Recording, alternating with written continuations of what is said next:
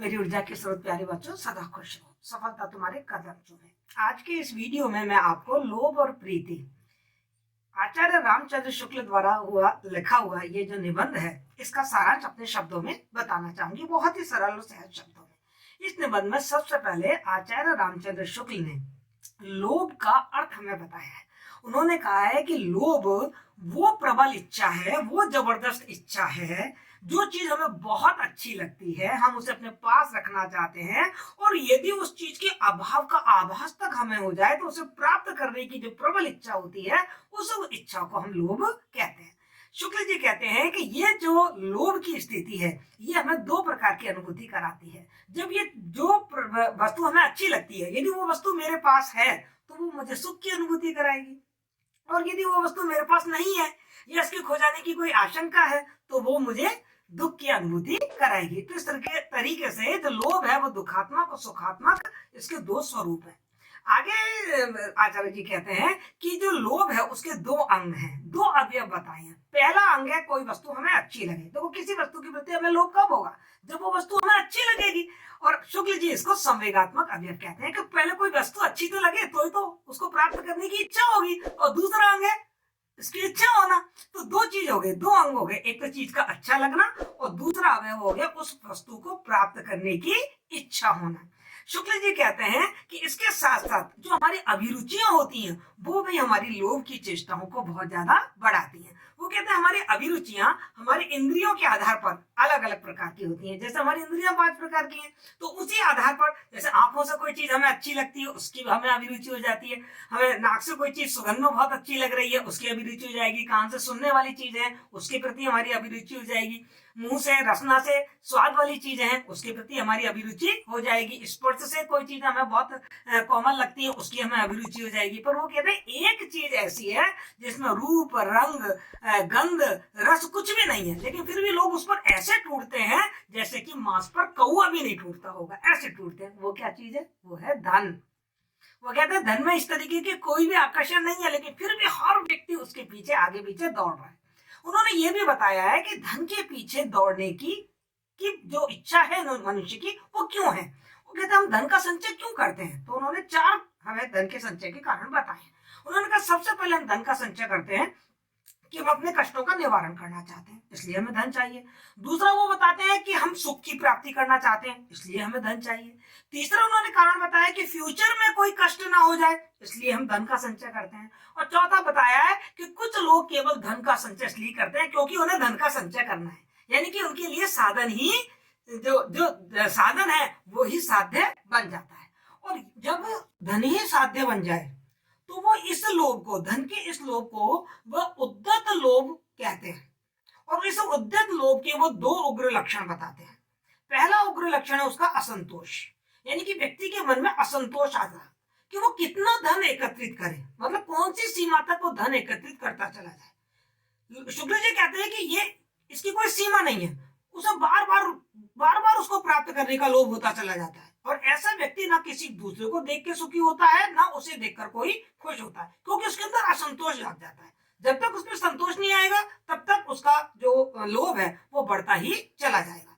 और इस उद्धत लोभ का दूसरा उग्र लक्षण वो बताते हैं अन्य प्रवृत्तियों का दमन, कि जब ये लोभ इतना ज्यादा बढ़ जाता है जिसमें कोई मतलब संतोष नाम की कोई चीज नहीं रहती, बार बार वो चीज मुझे चाहिए और हर हालत में चाहिए, हर कीमत पर चाहिए, तो वो क्या करता है, हमारे मन की जो अन्य वृत्तियां हैं, जैसे दया है, करुणा है, परोपकार है, दूसरों की सहायता करना है, वो सब हमारी खत्म हो जाती है।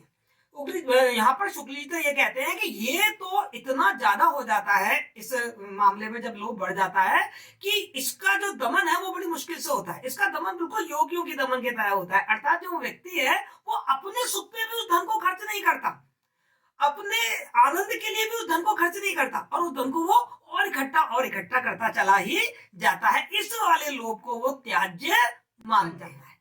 और शुक्ल जी कह रहे हैं इसी प्रकार का जो लोभ है, धन के प्रति जो लोभ है, वास्तव में उसी को ही लोभ कहा जाता है। और ये लोभ दुनिया में इतना ज्यादा बढ़ गया है, इसका विस्तार इतना ज्यादा हो गया है, क्योंकि जो मानव जो विनिमय का जो हमने प्रॉब्लम थी उसको मिटाने के लिए धन का आविष्कार, मुद्रा का आविष्कार किया। और उस मुद्रा के प्रति, इस बहुमूल्य जो धातु है उनके प्रति हमारा आकर्षण इतना ज्यादा बढ़ गया है कि उन्होंने कहा कि लक्ष्मी की मूर्ति धातुमयी हो गई है और उपासक सारे पत्थर के हो गए हैं, अर्थात हमारी सारी भावनाएं खत्म हो गई हैं। हर जगह पैसे का साम्राज्य हो गया, हर जगह पैसे की घुसपैठ हो गई है। और इतनी जबरदस्त घुसपैठ हो गई है कि उसी के कारण हमारे बीच में बड़ी प्रतिस्पर्धा, बड़े विवाद और विरोध की स्थिति पैदा हो गई है।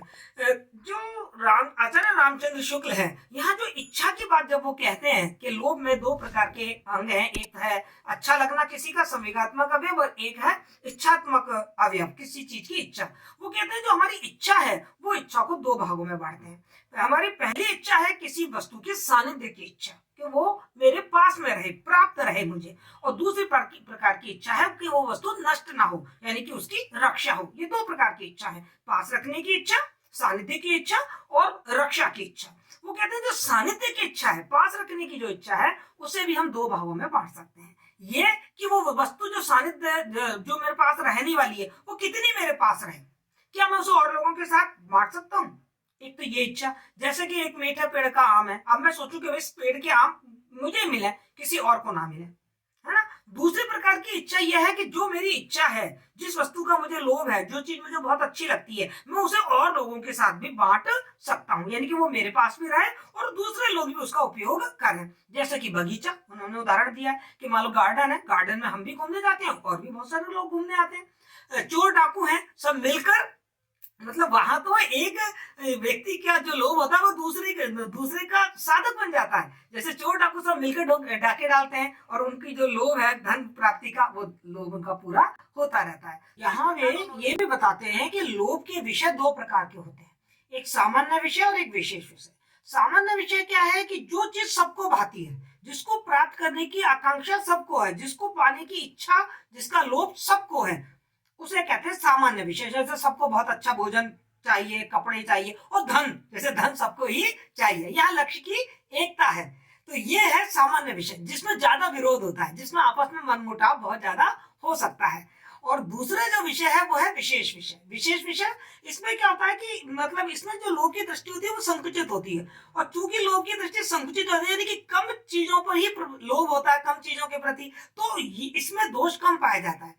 और ये जो लोभ होता है वो किसी विशिष्ट वस्तु के प्रति ही होता है, और वो विशिष्ट वस्तु हमें इतनी अच्छी लगती है कि उस विशिष्ट वस्तु को प्राप्त करने के लिए हम अपनी कोई दूसरी वस्तु को त्याग करने के लिए तैयार रहते हैं। जैसे विश्वामित्र को वशिष्ठ जी की गाय पसंद आ गई, वो उस गाय को लेने के लिए अपनी हजारों गायें उनको देने के लिए तैयार हो गए। तो ये जो लोभ है ये भी उन्होंने सात्विक प्रवृत्ति में रखा है, क्योंकि इसमें त्याग की भावना है। तो इस प्रकार उन्होंने जो सानिध्य की इच्छा है उसके भी दो प्रकार बताए। साथ ही वो कह रहे हैं जो रक्षा करने की जो इच्छा है उसके भी दो प्रकार है। वो कहते हैं रक्षा करने की जो इच्छा है उसके दो प्रकार कैसे हैं कि एक तो यह है कि जिस चीज का मैं लोभ करता हूँ, जो चीज मुझे अच्छी लगती है, उस चीज पर मेरा अधिकार हो, मेरी रक्षा में हो, वो किसी और के पास वो चीज ना जाए। और यदि किसी और के पास वो चीज चली गई तो फिर वो सुरक्षित रहे या ना रहे। इवन देन यदि वो किसी और के पास चली जाती है और वो वहां वो चीज नष्ट भी हो जाती है तो मुझे एक अंदर से खुशी होती है कि बढ़िया, मेरे पास भी नहीं रही और इसके पास भी नहीं रही। लेकिन कहते हैं दूसरे प्रकार की जो रक्षा करने की इच्छा है वो ऐसी है, चाहे वो चीज मेरे उपयोग में आ रही है या नहीं आ रही है, चाहे वो मेरे पास है या नहीं है, पर जहां है वहां सलामत रहे, वहां वो सुरक्षित रहे। जैसे माँ बाप, बच्चे चाहे उनकी सेवा कर रहे हैं या नहीं कर रहे हैं, लेकिन वो क्या चाहते हैं कि जहां भी मेरे बच्चे रहें वो सुरक्षित रहें, सुख से रहें। वो कहते हैं ये वाला जो लोभ है ना, ये लोभ सात्विक लोभ है। और यही सात्विक लोभ किसमें बदल जाता है? प्रेम में बदल जाता है। वो प्रेम की परिभाषा बताते हुए कहते हैं कि जब किसी वस्तु के प्रति हमारी एक निष्ठता हो जाए, यानी कि वैसी वस्तुएं और भी हमारे सामने आए, पर जिस चीज के प्रति, जिस वस्तु के प्रति मेरी प्रवृत्ति है, जिस वस्तु के प्रति मेरा लोभ बन चुका था, वो लोभ हटे नहीं, स्थानांतरित नहीं हो, उसका उस भावना का व्यभिचार ना हो, तो फिर वो स्थिति प्रेम की स्थिति आ जाती है। उसे हम कहते हैं कि इस वस्तु से मुझे बहुत प्रेम है, इस वस्तु में मेरी बहुत रुचि है, ये कहते हैं। लोभ और प्रीति का अंतर बताते हुए कहते हैं कि जो लोभ होता है वो सामान्य उन्मुख होता है, यानी कि वो सामान्य या किसी जाति के प्रति होता है, जबकि जो प्रेम होता है वो विशेषोन्मुख होता है, यानी कि किसी विशिष्ट वस्तु या किसी विशिष्ट व्यक्ति के प्रति जो हमारी मन की प्रबल इच्छा है उसको चाहने की, अच्छा लगने की, उसको हम प्रेम कहते हैं। दूसरा अंतर वो बताते हैं कि लोभ में क्या होता है कि हमने कोई वस्तु देखी और बस हम उस पर लुभा गए, उसके पीछे दौड़े, लेकिन हमारे सामने फिर कोई दूसरी वस्तु आ गई, फिर हम उसके पीछे भी दौड़े, तीसरी वस्तु आ गई, उसके पीछे भी दौड़े, ये तो है लोभ। लेकिन जब ये लोभ हमारा स्थिर हो जाए, एक निष्ठ हो जाए, यानी कि वैसी कोई दूसरी वस्तुओं और भी आ जाए लेकिन उन वस्तुओं पे हमारा ध्यान ना जाए, तो उसे हम कहते हैं प्रेम। तीसरा अंतर वो बताते हैं कि जो लोभ है वो वस्तु परक है और जो प्रेम है वो व्यक्ति परक कहते हैं। साथ ही आचार्य रामचंद्र शुक्ल कहते हैं कि वस्तु के प्रति जो ललक है उसको कहा जाता है लोभ और व्यक्ति के प्रति जो ललक है उसे कहा जाता है प्रेम। उन्होंने ये भी बताया है कि वस्तु के प्रति जो ललक है और व्यक्ति के प्रति जो ललक है, इन दोनों में बड़ा भारी अंतर है। पहला अंतर तो वो ये बताते हैं कि जब व्यक्ति का किसी व्यक्ति के प्रति जो ललक होती है उसमें उन्होंने पहला विधान बताया मन स्तव का विधान, मतलब जो प्रेमी है उसके पास भी हृदय है और जो प्रिय है उसके पास भी हृदय है। तो यहाँ पर जो प्रेमी है वो केवल प्रिय की बाह्य चीजों से ही संतुष्ट नहीं रहता, वो उसके अंतर तक, उसके हृदय तक जुड़ना चाहता है, उसके मन में उतरना चाहता है। इसे कहते हैं मन स्तव का विधान। दूसरी, और ये चीज हमें वस्तु के ललक में नहीं मिलेगी, हम वस्तु के मन में उतरना नहीं चाहेंगे। दूसरी जो विलक्षणता और दूसरा जो अंतर वो बताते हैं, वो ये बताते हैं कि वस्तु में चेतना तो होती नहीं है पर व्यक्ति में तो चेतना होती है। तो जब एक प्रेमी कि अपने प्रिय से प्रेम करता है तो वो उसकी चेतना को प्रभावित करना चाहता है, वो उसके अंदर अपने प्रति प्रेम को जगाना चाहता है। और इसके लिए वो क्या चाहता है, सबसे पहले उसकी चाहती होती है कि मैं तुमसे प्रेम करता हूँ, ये सूचना मेरे प्रिय के पास पहुंच जानी चाहिए, उसे मालूम पड़ जाना चाहिए कि मैं उससे बहुत प्रेम करता हूँ। ये है चेतना का विधान, इसको उन्होंने चेतना का विधान नाम दिया है। फिर उन्होंने नाम दिया है तुष्टि का विधान, मतलब यहाँ पर प्रेमी और प्रिय दोनों सानिध्य पास रहकर एक दूसरे को तुष्ट करने की इच्छा रखते हैं, इसे कहते हैं तुष्टिकरण का विधान।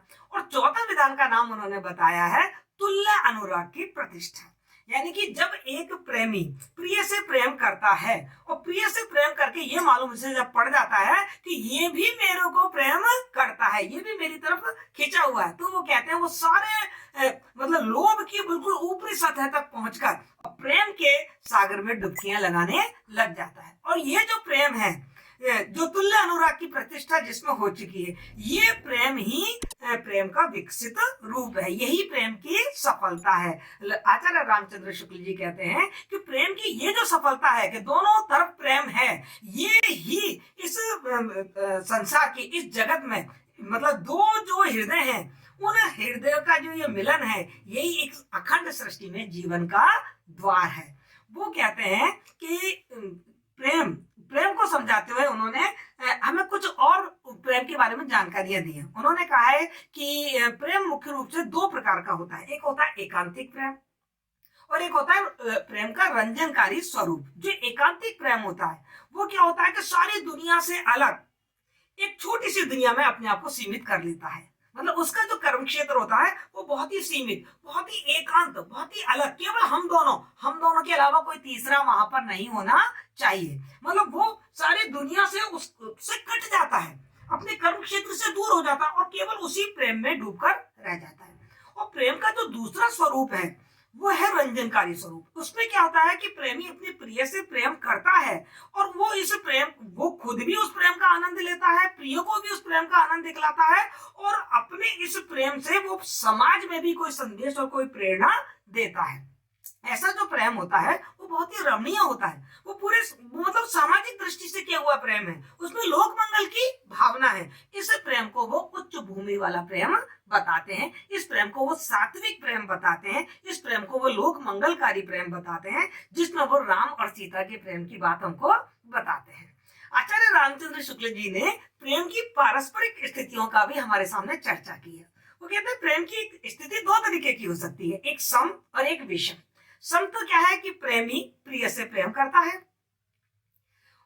तो जो प्रेमी प्रिय से प्रेम करता है तो या तो प्रिय भी उस प्रेमी से प्रेम करता है, या थोड़ी देर बाद, उस दिनों बाद, कुछ वर्षों बाद उस प्रिय में भी उस प्रेमी के प्रति प्रेम जाग जाएगा। और प्रेम जगाने के लिए जो प्रेमी है वो बहुत तरीके अपनाता है कि वो कैसे भी मैं उस अपने प्रिय को अच्छा लग जाऊं। उसमें वो करुणा और दया जैसी भावनाओं का भी सहारा लेता है कि वो अपने प्रिय के हृदय में करुणा जगाता है, दया जगाता है, और धीरे धीरे ये दया और करुणा धीरे धीरे किसमें बदल जाए, उसके प्रेम में बदल जाती है। इसे तो कहते हैं अपन समस्थिति। एक होती है विषम स्थिति। विषम स्थिति का मतलब यह है कि प्रेमी तो प्रिय से बहुत प्रेम करता है, पर प्रिय को तो मालूम ही नहीं है कि प्रेमी उससे प्रेम करता है, और मालूम भी पड़ जाए तो उसको उससे प्रेम ही नहीं है। वो बड़ी मतलब कठोरता से उस प्रेम को तिरस्कृत कर देता है या ठुकरा देता है।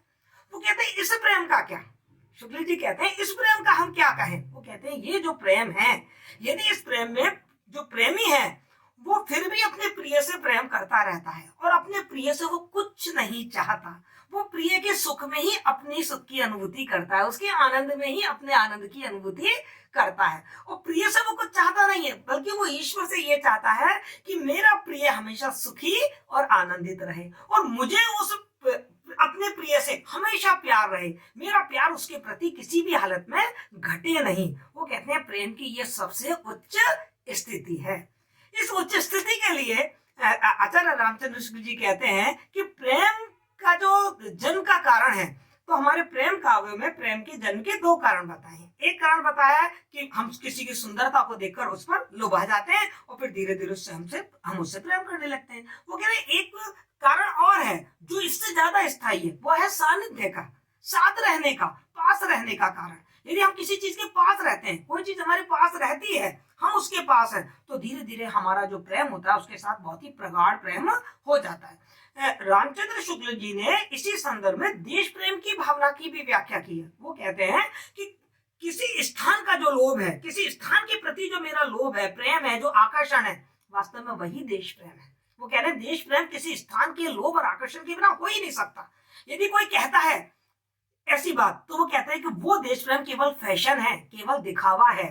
देश प्रेम क्या है? अपने देश से परिचय प्राप्त करना, अपने देश की भौगोलिक जो उसका जो मानचित्र है, उसकी जो भौगोलिक विशेषताएं हैं, उनसे परिचय प्राप्त करना कि मेरे देश की जलवायु कैसी है, मेरे देश में क्या क्या पैदा होता है, मेरे देश में कैसे लोग रहते हैं, क्या खान पीन है, मेरे देश की धरोहर क्या है, मेरे देश की सांस्कृतिक स्थितियां क्या है, मेरे देश का साहित्य क्या है, मेरे देश के लोग कैसे हैं, उनकी भाषा क्या है, इस सबको जानना, इन सबसे परिचय प्राप्त करना ही सच्चा देश प्रेम है।